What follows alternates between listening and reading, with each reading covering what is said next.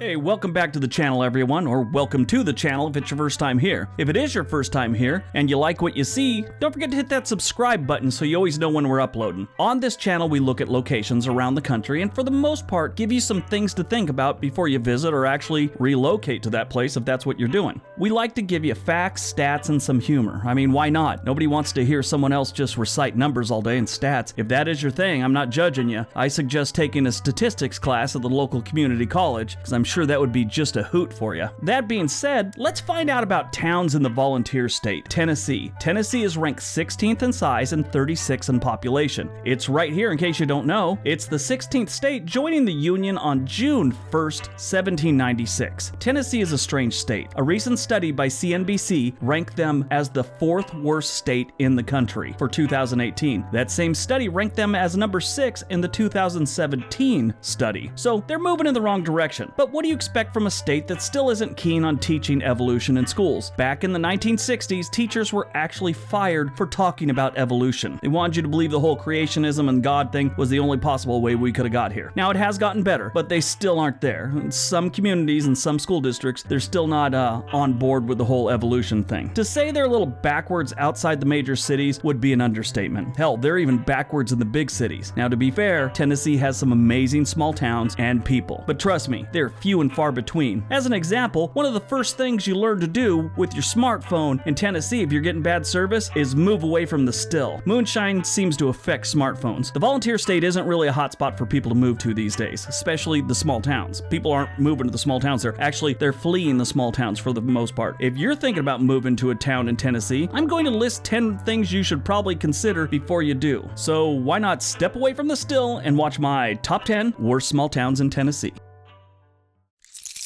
Number 10, Van Lear, Tennessee. Van Lear is a very unsafe small town of just about 300 residents. The most common reply when asking for directions in Van Lear is why. The overall crime rate is 78% higher than the national average, and it's only safer than 5% of the cities in the whole country. That's not good for such a small town. While you're in the town, you have a 1 in 21 chance of being involved in a crime. Now, I don't want to make it sound like these people are broke here, but they are, and there's no getting around it. They're just broke. The poverty level here in Van Lear is 97% higher than the national average, and they even have a bank. I don't know what for. Not like these people have a lot of money.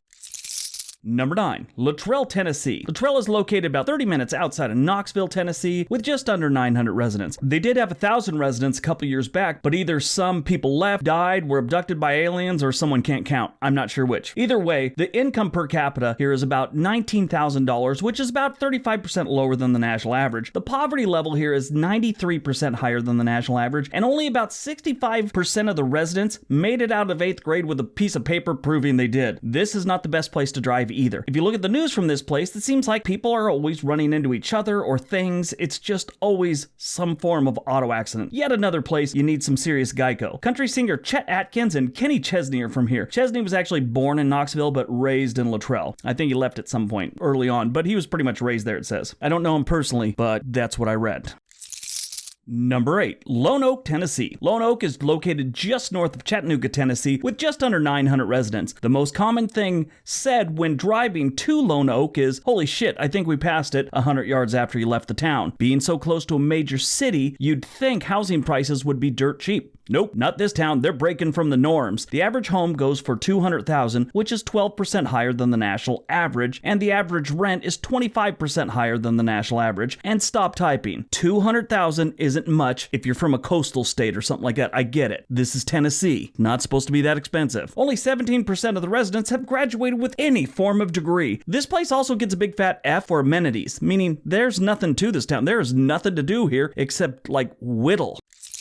Number 7, Medon, Tennessee. Medon is not some place you want to be for very long or at all. There isn't a lot of information on this town. The information that they do have is not good. I couldn't even find the proper pronunciation for this town. The name was used for a character in Homer's The Odyssey, but I'm not even sure that's how the locals pronounce it. I'm going with Medon. M-E-D-O-N. Medon. Let's stick with it. This small town of only 200 residents has an overall crime rate that's 73% higher than the national average. While you're in the town, you have a 1 in 22 chance of being involved in a crime. Towns this small have always left me wondering why you can't get a handle on the crime. You only have 200 residents. How hard is it to find out who's the idiot? They are criminals in a small town. They aren't that smart. They shouldn't be that hard to find. There's only like 30 buildings in the whole town. Find out who's committing the crime. In Medon.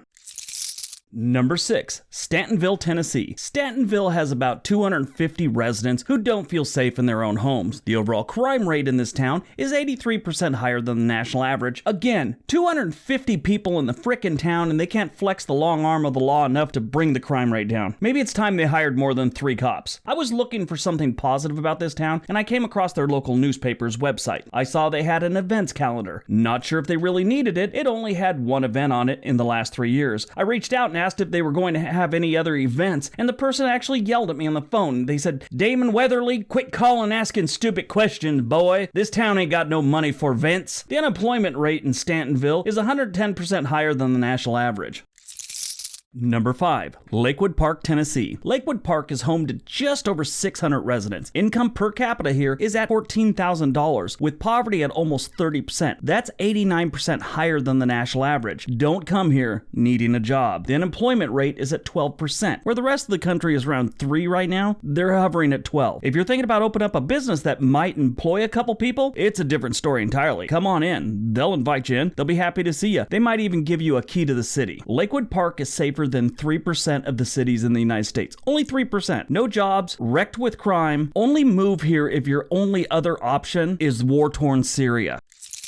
Number 4, Ava, Tennessee. Ava has about 230 residents and is located right off the Kentucky Lake impoundment on the Tennessee River. Now, I would have just said the Tennessee River, but, it's the internet, and we know people have to point out things that make the smallest little mistake. Stop typing. Now, given its access to the lake, you would think that this town would be much larger, like people would be really wanting to live there. It's not. People really don't want to live there. It's actually kind of small considering. I think it has something to do with the fact that it has a crime rate of a rundown inner city, an unemployment rate from the recession in 2008, and housing prices that are so high that neighboring towns won't see those prices for 10 years. This is another one of those places that treat you really bad but charges you like they're not. Housing prices can get up around $300,000 for some pieces of property. The unemployment rate in Ava is 65% higher than the national average. Go Ava.